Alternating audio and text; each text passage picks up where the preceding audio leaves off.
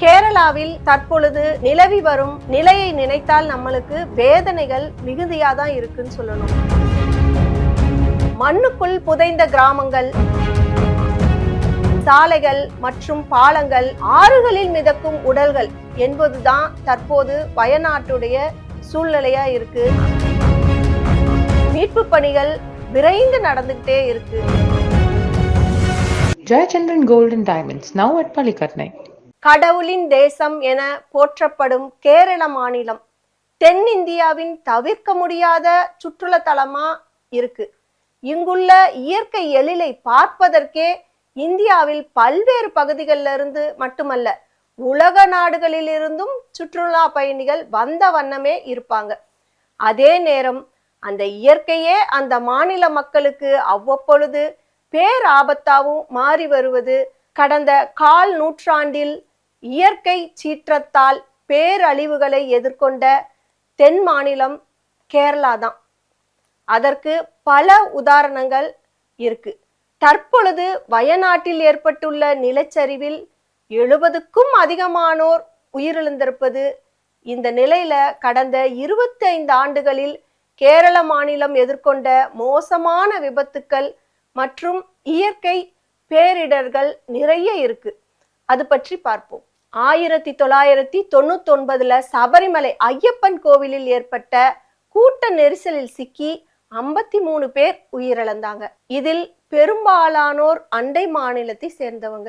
கேரள மாநிலத்தவர் குறைந்த அளவுல தான் இருந்தாங்க. கடந்த 2011ஆம் ஆண்டு எடுத்துட்டோம்னா, சபரிமலை மகர ஜோதி தரிசனத்திற்காக சென்ற பக்தர்களால் ஏற்பட்ட கூட்ட நெரிசலில் 16 பேர் உயிரிழந்தாங்க.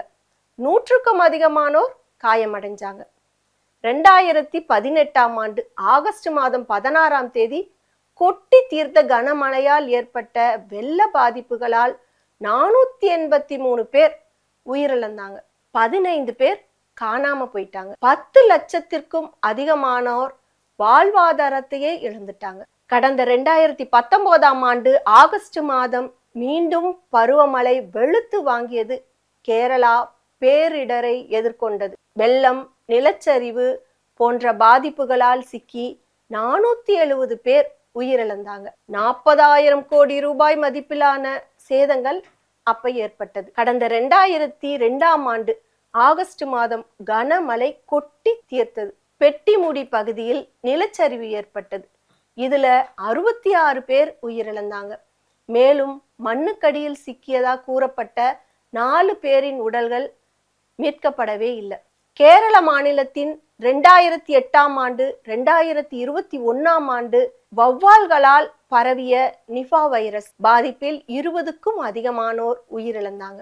தற்பொழுது மண்ணுக்குள் புதைந்த கிராமங்கள், சாலைகள் மற்றும் பாலங்கள், ஆறுகளில் மிதக்கும் உடல்கள் என கேரள மாநிலம் வயநாடு மாவட்டத்தில் அடுத்தடுத்து ஏற்பட்ட நிலச்சரிவுகளில் பாதிப்புகள் நாட்டையே உலுக்கியிருக்கு. வயநாடு மாவட்டத்தின் சூரல்மலா மற்றும் முண்டக்கை பகுதி நிலை மிகவும் மோசமா இருக்கு. வயநாடு பகுதிகளில் ஒரே நாளில் 300 மில்லிமீட்டர் அளவு மழை பெய்ததால் ஏற்பட்ட வெள்ள பெருக்கினை தொடர்ந்து நிலச்சரிவு ஏற்பட்டது. இந்த துயரம் ஏற்பட்டதற்கு காரணமும் இதுதான். வயநாடு மாவட்டத்தின் மேம்பாடி, முண்டக்கை டவுன் மற்றும் சூரல்மலா ஆகிய பகுதிகளில் கடும் நிலச்சரிவு ஏற்பட்டிருக்கு. அதிகாலை முதலே நிலச்சரிவு தொடங்கி 4 மணி நேரத்தில் 3 பெரிய நிலச்சரிவு ஏற்பட்டிருக்கு. 2 முறை நிலச்சரிவை சந்தித்த பகுதிகளும் அங்க இருக்கு. அதே போல் சூரல்மலா கிராமத்தின் ஒரு பகுதி நிலச்சரிவில் சிக்கி முற்றிலுமே சிதலம் அடைஞ்சிருச்சு. மீட்பு பணியில் ஈடுபட்ட பேரிடர் படையினர் நிலச்சரிவில் ஏற்பட்டுள்ள பாதிப்பின் தாக்கத்தால் சரியா தெரியல, அவங்களால அந்த இடத்துக்கு சரியா இன்னும் சென்றடைய முடியல. ஏன்னா அங்க பாலம் முற்றிலுமே சேதமடைஞ்சிருச்சு. சூரல்மலா கிராமத்தை தாண்டி தான் மற்ற பகுதிகளுக்கு செல்லணும். அந்த ஊர்களை இணைக்கும் பாலம் தான் கனமழையில் நிலச்சரிவில சிதலம் அடைஞ்சிருச்சு. இதனால மீட்பு குழு செல்வதில் தற்பொழுது சிரமம் ஏற்பட்டிருக்கு. முண்டக்கை டவுன் பகுதியில் நிலச்சரிவு ஏற்பட்டதுல புலிச்சிறை மட்டம் பகுதியில் இருந்த 100கணக்கானோர் நிலை என்னன்னே தெரியல. முண்டக்கை டவுன் மற்றும் கிட்டத்தட்ட 100 வீடுகளில் நிலச்சரிவு சிக்கி இருக்கலாம்னு தகவல் இதுவரை தெரியுது. முண்டக்கை டவுனுக்கு அடுத்து அட்டமலை கிராமத்துல அந்த ஓடும் ஆற்றிலேயே சடலங்களை அக்கிராம மக்களே மீட்டெடுத்திருக்காங்க. இது எல்லாமே நிலச்சரிவில் உயிரிழந்தவர்களின் சடலங்கள் என அடையாளம் காட்டப்பட்டிருக்கு. நிலச்சரிவு ஏற்பட்ட இடங்களில் ஹெலிகாப்டரை பயன்படுத்தி சிக்கி உள்ளவர்களை மீட்கும் முயற்சியும் நடந்துட்டு வருது. பலர் படுகாயங்களோட மருத்துவமனையில அனுமதிக்கப்பட்டிருக்காங்க.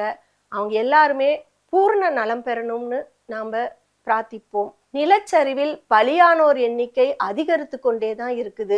பிரதமர் மீட்பு பணிகள் குறித்து கேரள முதல்வருடன் கலந்துரையாடி மேலும் உயிரிழந்த குடும்பங்களுக்கு 2 லட்சமும் காயமடைந்தோருக்கு 50,000 நிவாரணமும் வழங்கப்படும்னு மோடி அறிவிச்சிருக்காரு. நிலச்சரிவு சம்பவத்தை தொடர்ந்து வயநாடு தொகுதியில் போட்டியிட்டு வென்ற ராகுல் காந்தி அந்த பகுதிக்கு தற்பொழுது விரைந்திருக்கிறாரு. நிலச்சரிவிலிருந்து மீட்கப்பட்டோர் சிகிச்சை அளிக்க வைத்திரி, கல்பட்டா, மேம்பாடி, மணந்தவாடி மருத்துவமனைகள் தயார் நிலையில் இருக்கின்றது. நிலச்சரிவில் சிக்கியவர்களை மீட்பதற்கு தமிழ்நாடு மீட்புப்படை தயாரா இருக்குன்னு நமது முதலமைச்சரும் தெரிவிச்சிருக்காரு. மேலும் கேரளாவில் ஏற்பட்டுள்ள பெரும் நிலச்சரிவில் சிக்கி பலர் உயிரிழந்திருப்பது மிகுந்த வேதனை அளிக்கிறது அப்படின்னும் முதலமைச்சர் வருத்தம் தெரிவிச்சிருக்காரு. இந்த பேரிடரை எதிர்கொள்ள கேரள அரசுக்கு 5 கோடி நிதி வழங்குவதாகவும் தமிழ்நாடு அரசு அறிவிச்சிருக்கு.